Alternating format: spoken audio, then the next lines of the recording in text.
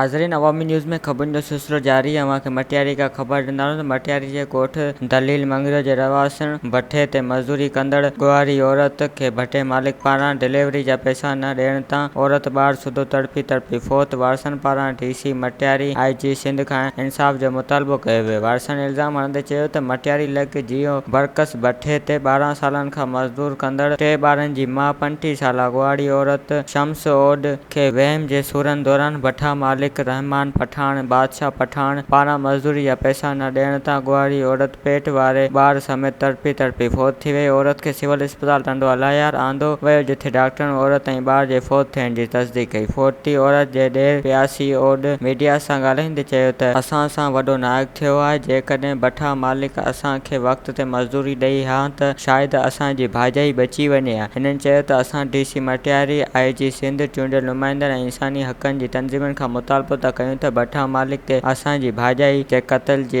FIR कढी मरहूम जे मासूम बचड़नि सां इंसाफ़ कयो वञे। ॿिए तरफ़ भट्ठे मालिक रहमान पठान सां मीडिया पारां फ़ोन ते राब्तो करण जी कोशिश कई वई त उन जो मोबाइल फ़ोन मुसलसल बंदि रहियो। वधीक ख़बरुनि ऐं तफ़सील जे लाइ विज़िट कयो असांजी वेबसाइट awamiNewsHD.com ऐं ॾिसंदा रहो अवामी न्यूज़ HD।